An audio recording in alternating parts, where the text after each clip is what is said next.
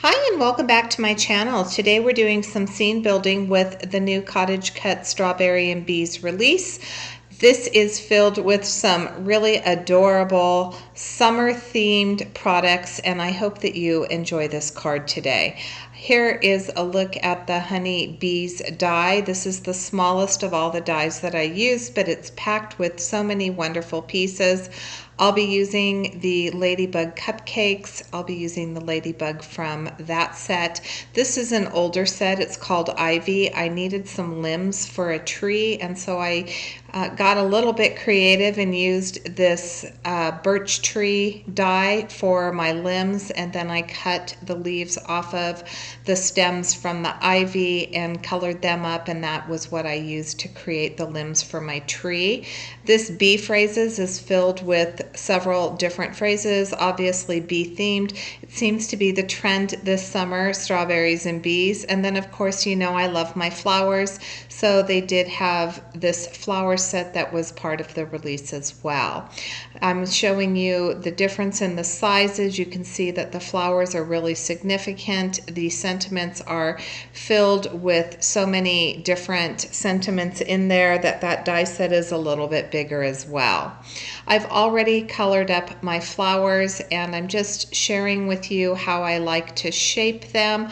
I started by turning over the bottom layer of this flower, and actually it's the top layer, sorry, and I just curled it from the back side, but I'm also going to add a little bit of curling to the tips of the leaves. I just use my tweezers and kind of twist. I offset the top layer, and then I did use a paintbrush. I didn't have a stylus at the time, so I just used, you could use a pencil, you can use a stylus, anything, but just adding that little poke to the center is going to pop up the edges and just give your flowers a little bit of dimension. I didn't end up using that orange flower, but I thought that I would leave that process in for you. For this second flower, I'm doing the same thing. I'm offsetting it. This time I started with a light layer of picked raspberry, and then I really went deep with the tips and in the center. For this second one, I have added foam tape to the bottom half of it, and I'm very slightly offsetting it. That's going to give dimension to this flower as well. I did color that one with sponge sugar, and then I have these two layers. Again, I'm going to add a piece of foam tape to the center for that dimension. I colored this with abandoned coral. I'm offsetting it again. I have that dimension there. And then for the yellow flowers, I did use fossilized amber and some scattered straw. And then for these smaller flowers, I'm going to layer them on top of each other. No dimensional tape there, just kind of offsetting it. I did start with antique linen, and then I added a little bit of vintage photo around the edges. The yellow flowers, I simply added the center. I didn't do any layering. I didn't do any I did a little bit of curling later on one of the flowers, but basically I just left them as they were. I'm going to add the seedlings to the center of each of the flowers. To a couple of them, I'm going to add a little bit of detail using my white gel pen. I like the whimsical feel that the gel pen brings to the flowers. For the flower centers, I went with a combination. Some of them are peeled paint, some of them are mowed lawn with a little bit of twisted citron, and then a couple of them are peeled paint. So yeah, that's oh, shabby shutters, not peeled paint, shabby shutters, sorry about that. All right, so I do have, this is cut 1/8 of an inch smaller than 8.5 by 3.5 inches. I have Salty Ocean as my darkest color, so I went all around the edges, really heavy-handed with that Salty Ocean. I'm only going about 3/4 of the way down this panel because I am going to be creating some grass layers. And then I took a light hand and added a little bit of that salty ocean to the center. And what that's going to do is having that dark around the outside edge and then adding the lightness to the center. It's going to create a highlight, and it's really going to draw your eye into the scene.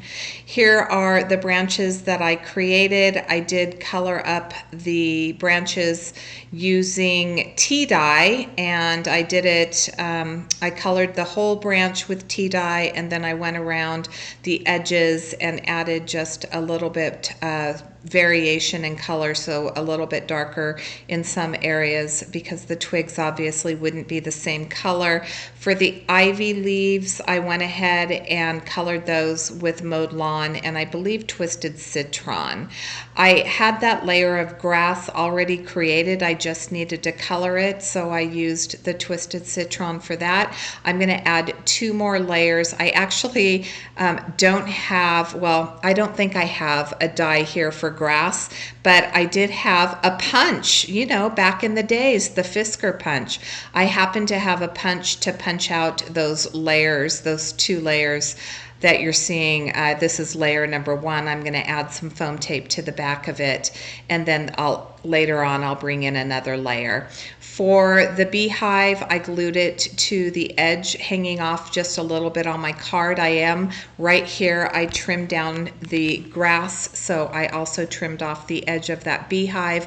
I added a little bit of foam tape to the heart in the center, which I colored with festive berries, and then I added detail again with my gel pen.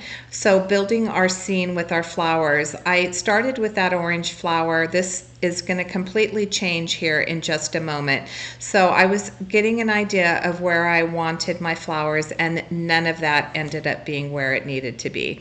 So I glued my stem down, and I'm adding that 3rd layer. You'll notice that I did not add any glue to the top of my grass blades because I do want to be able to tuck these stems in. These stems are part of the flower die. I think I colored them with shabby shutters.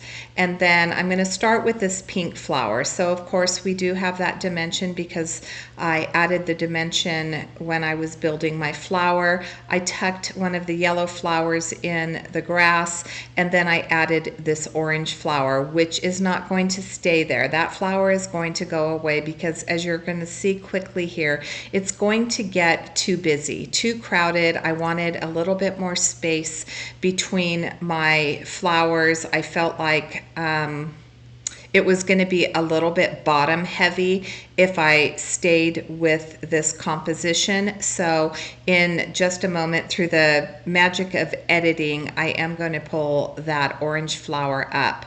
Now you see I did color up one of the larger leaves. I added a little bit of foam tape to the back of that to give it a little bit of dimension. I like where that pink flower is, so I'm going to glue that down. And then right here is where I finally decide that that orange flower is just too big. It's bigger than most of the other flowers. I know that I'm going to add that ladybug that's to the right. It's been popped up with foam tape, and I'm also going to be adding a bee to this composition, and I didn't want the bottom to just be way too busy. So I'm going to tuck the yellow flower in, and then here we go. I took that orange flower off. I'm going to swap it out with this coral one. I've added one of my brown flowers to the top, and this is when I've decided I'm going to add a little bit of detail to the leaves, and this is where I decided that instead of adding a flower to the left side where the beehive is, I'm going to go ahead and I'm going to color up a honey pot. So part of that honeybee dye, there is a honey pot in there, and so I'm going to add some rusty hinge, and then I'm going to add a little bit of the wild honey to the center. That is a piece of honey right above it, but instead of making it honey, I decided to make it a cloth that goes over my honey jar. I wanted that pop of picked raspberry, so I'm going to glue that to the back side. and I'm going to tuck it in right underneath that hive. Now for the hive, I did color the hive. I started off with fossilized amber, and then I went around the edges with that wild honey as well. I've added my ladybug to the bottom, and then you can see my bee sitting there. Once I get this second flower, the second brown flower added on, now you can see it's not as busy. I'm going to add this bee with some foam tape, and it's at this point I realize that I've built a very big scene, but I don't want to make it any busier by adding my sentiment. And I wanted to share that you can use your die cut sentiments on the inside of your cards, which is what I'm going to do today. Now I had some recently purchased stamps from the greetery. As I said, this theme of bees and strawberries is very popular right now, and so I'm going to stamp a couple honeycombs to the upper left and the bottom right corner, and then I'm going to use that honey for the honey pot right there, and I colored that up and added that to the very top of my card, and then I added the sentiment that said sweet as can be. I also added the bee, which was part of the sentiment set, and that completed my scene building card for today. So I hope you enjoyed this tutorial. If you did, I'd love for you to give it a big thumbs up. Thank you so much for joining me today, and until next time, I hope that you have a fabulous day.